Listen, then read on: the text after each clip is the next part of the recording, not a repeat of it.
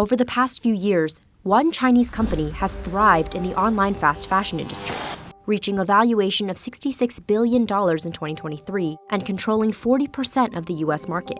It's Shein. Shine. I say Shein. It's Shein. Shein is known for $2 t-shirts and $7 pants, with prices even lower than its competitors. Shein made its US debut in 2015, and the brand's sales exploded during the pandemic, growing sixfold in 2 years. The company generated an estimated $23 billion in revenue in 2022, and it's filed to go public in the US. Shein takes fast fashion to a different level, and they're on top of every micro trend. But there's a larger story behind Shein's low prices. A congressional report found that Shein uses a tax exemption to cut costs, and the company released a report that cited cases of involuntary labor in its supply chain. This is the economics of Shein. Scrolling through Shein's website can feel endless. We offer thousands of new items per day. But Shein only initially produces 100 to 200 units of each new product. Shein's designs originate with Shein designers and with our Shein X third-party designers. As customers browse those designs, Shein has technology that monitors users' engagement activity.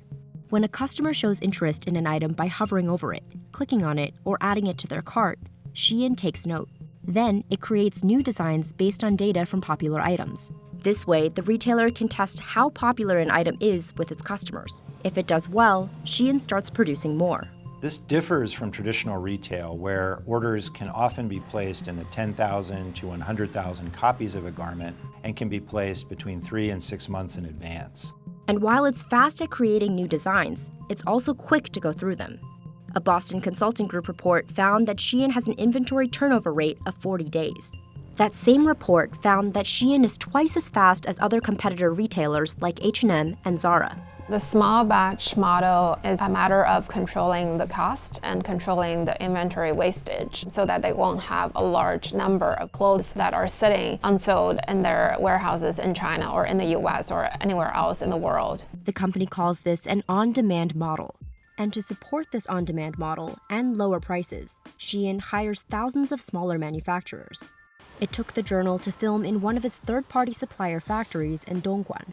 Our designers will identify an item, design it, prepare a spec for it, and then they'll put it into our supplier management system, which will identify a contract manufacturer. That contract manufacturer will procure the supplies necessary to produce that garment from a network of suppliers that Shein has approved. If a design is popular, Shein's ordering platform can automatically place another order, with its platform working in real time. They're able to see as demand for a particular product is either waxing or waning in the marketplace, so they can adjust their operations accordingly. And this concentration of information allows our suppliers to efficiently structure their own business to be able to meet demand at near real time. By ordering in smaller batches, Shein says it can reduce the risk of excess unsold inventory. It means that we don't carry excess inventory waste when we produce garments. That saves around 30 to 40% in costs of goods sold on the garments alone. But while less inventory waste in the factory may lower prices for consumers, environmental activists say it might not lead to lower waste levels overall. Critics are saying that because Shein's clothing is so cheap, people are buying a lot of it. And because fashion-conscious young people may retire some of their Shein quicker than other more expensive clothing, that actually may cause inventory wastage after the consumption happened. Oh my goodness, there's so much. A 2023 UBS report found that the average US Shein shopper reported spending $100 per month on women's clothing. That's about 60% more than the average US female consumer. And critics argue that there's even more behind how the brand is able to keep prices low.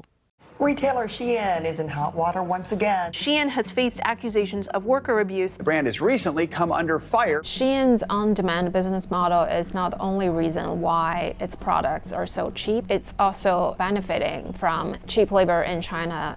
Shein has not been fully transparent about its supply chains. In 2022, Shein released the results of its supplier audits. But unlike some other retailers, Shein didn't disclose who its suppliers were or where they were located. The audits reported some incidents that involve what the company calls involuntary labor, but didn't mention exactly how many or where these incidents occurred. The Wall Street Journal's calculations found that these audits accounted for about 36% of Shein's contracted manufacturers. The company said in a statement to the Wall Street Journal, Shein is committed to providing a safe and fair work environment for all our suppliers' employees. We pay manufacturing suppliers competitive rates so they can pay fair wages to their workers. Shein says it's committed about $70 million towards improving supplier factory conditions and training workers. Congress is investigating Shein's labor practices and whether the company sources cotton from China's Xinjiang region.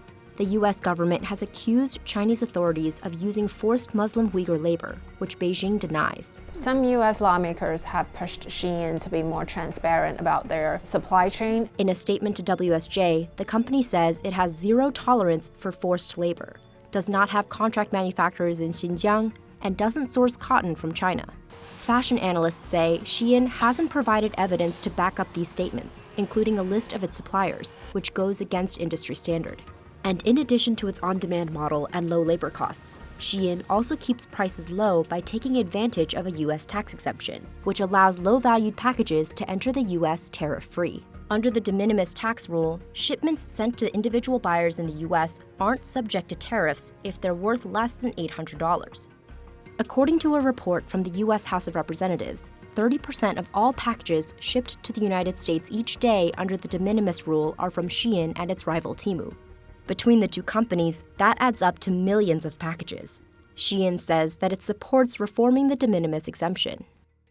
Meanwhile, the valuation has fallen. The company's $100 billion valuation in 2022 dropped by a third in a fundraising round earlier this year. And Temu, which launched last September, overtook a larger share of the US market last June.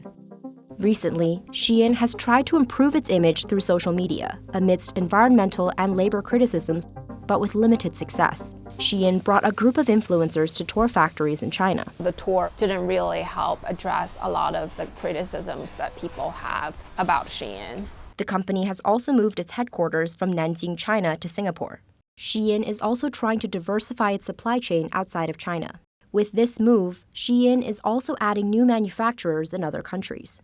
Although the majority of Shein's supply chain is still in China, the company promised to invest $150 million to train 2,000 Brazilian manufacturers over the next 3 years. And Shein has recently partnered with Forever 21 and acquired roughly 1/3 of the fashion brand's operator, Spark Group. Shein has in recent months been trying to pivot to a marketplace model, which allows third-party sellers to sell products directly to consumers as Shein expands globally and is trying to capture more of market share in the US and in other countries around the world.